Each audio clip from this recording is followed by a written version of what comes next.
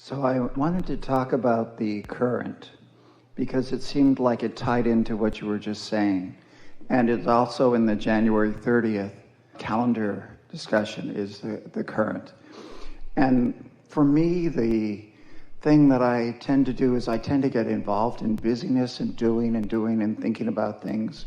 And even as I was taking notes while listening to you, I noticed how my mental processes tend to take me away from feeling the current. Give us more detail about what you mean by the current. Well, once upon a time, months ago, when I was meditating, I could just feel afterwards in the process of it, toward the end of it, like my whole field was lit up. There was this lighting up of my auric field, and it just felt absolutely alive and That's wonderful. what it feels like when all the circuits are open, when the resistance is gone, Yes. or less, and you're allowing more of the juice Yes. from who you really are, from your vortex, from who you really are, to flow. Yes. And there's a lot you say in today's discussion, January 30th, about the current being your connection with Source. And if you just, if you will, master it. You know, it's interesting because that current is always flowing to you. And you adapt to it. You adapt to the way you allow it. Now, those were very specifically chosen words. You adapt to the way you allow it. Here's another way of saying that. You adapt to your own resistance. You get used to the way that feels. And it's interesting because when you get used to the way that feels, then allowing a little more juice to flow is something that you can physically feel, and maybe something that initially feels a little off to you even, because you're not really used to it.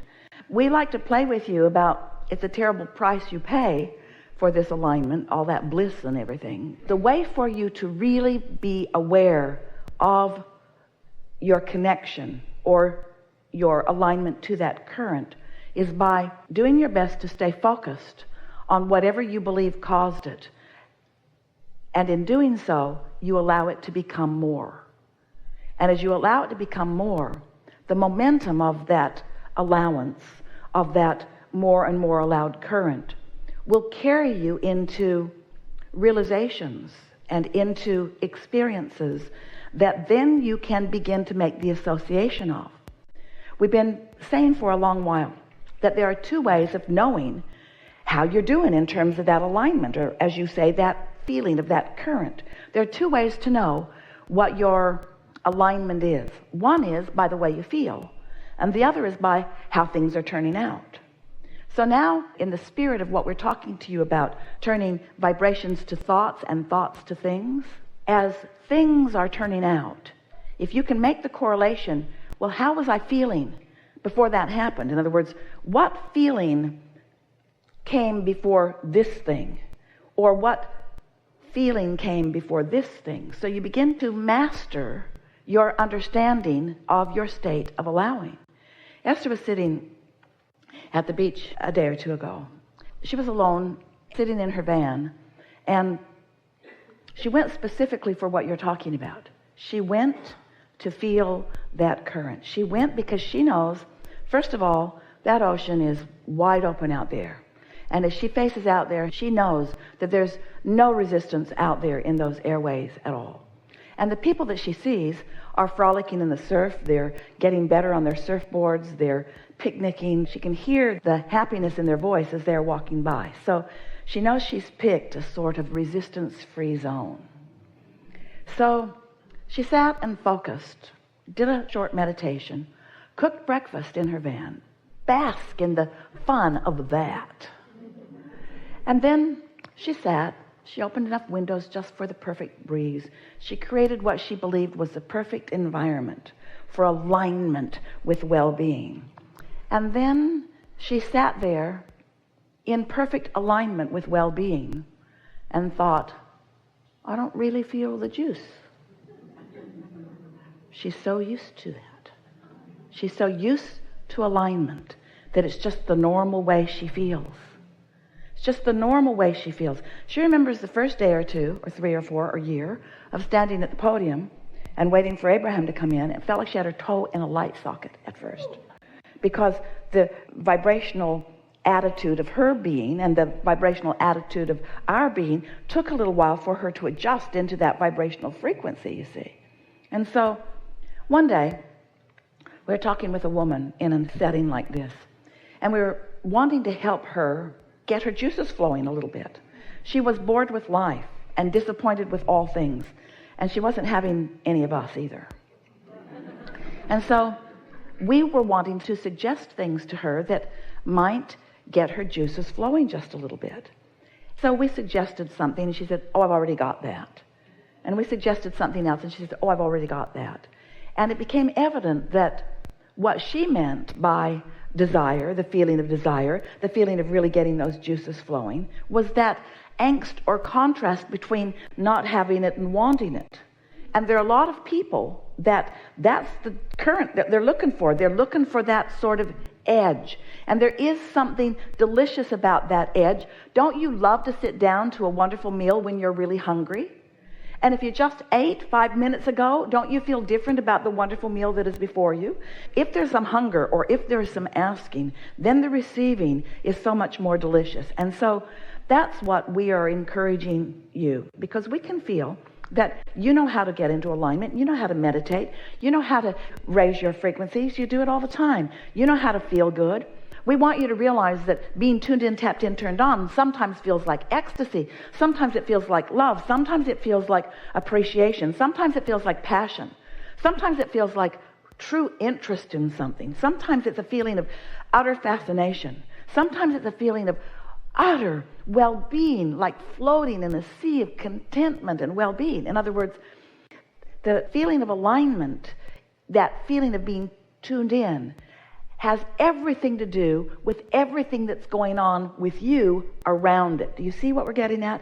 And that's why we talk so much about step 1, ask, step 2, source answers, step 3, you allow, and now we're talking about step 4, which is the mastery of that, getting so good at feeling alignment that you can get there really easily. And then step 5, maybe the most important step of all, no longer be mad at yourself if you're back in step 1.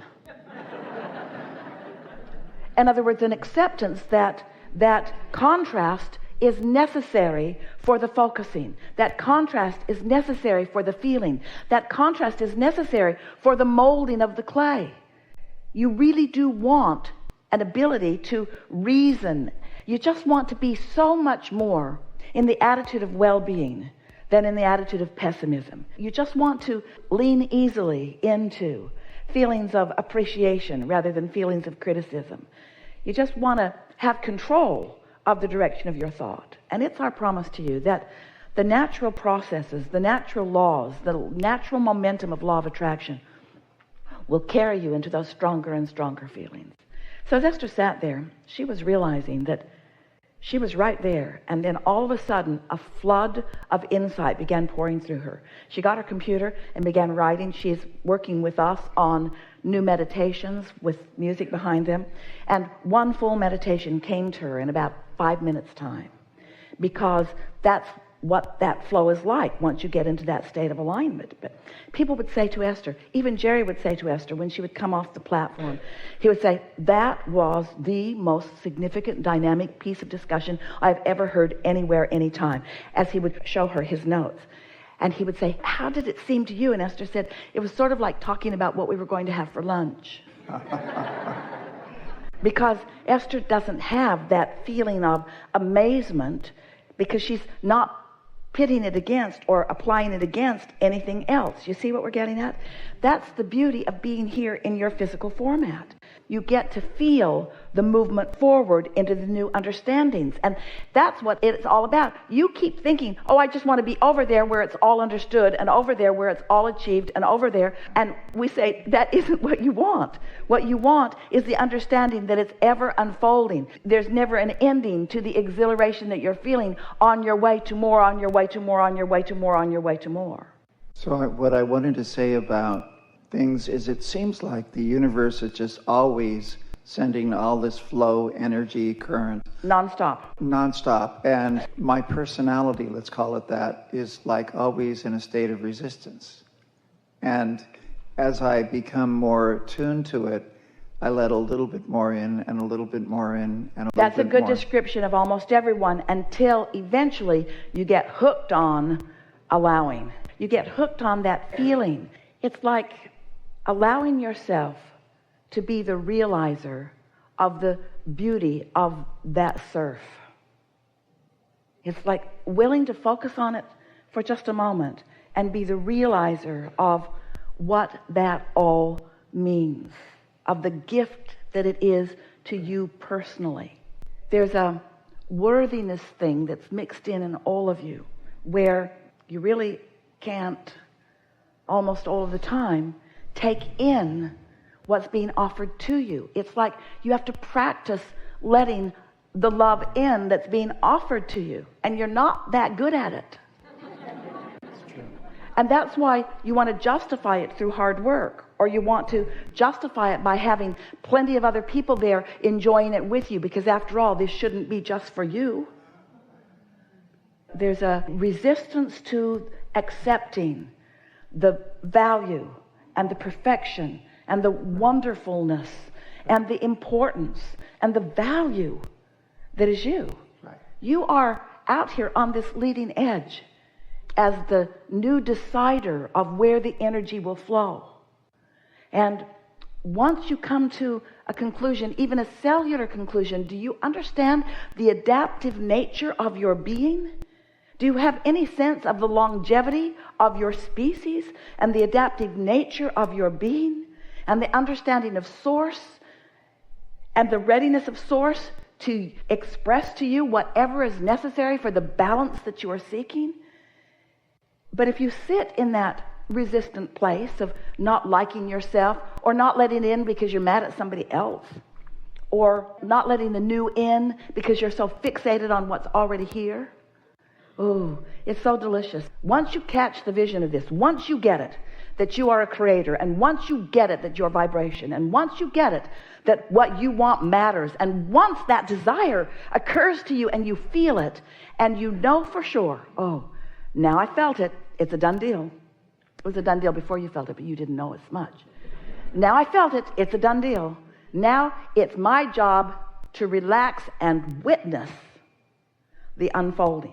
Not the grind it into place, not the hammer it into place, not the making it happen, not the effort in it, not the justifying it or defending it, not the tongue hanging out, working all day, all day, all day. The witnessing of the universe's ability to orchestrate and organize circumstances and events for the benefit of you, you worthy being.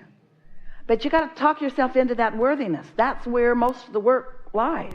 Because you have, for the most part, accepted we're looking for a kind word. You've been accepting what others in their defensive nature have been assigning to you, you see. And so it's only someone who's tuned in, tapped in, turned on who can feel about you the way Source really feels about you.